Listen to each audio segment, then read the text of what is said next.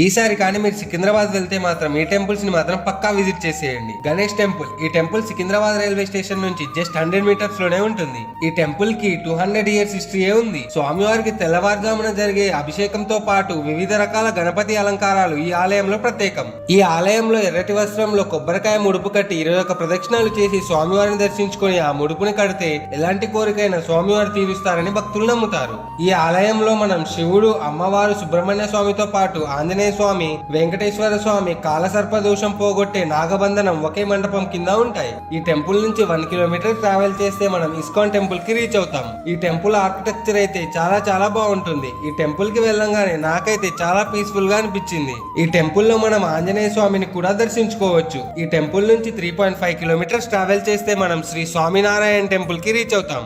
ఈ టెంపుల్ రసూల్పురాలో ఉంటుంది.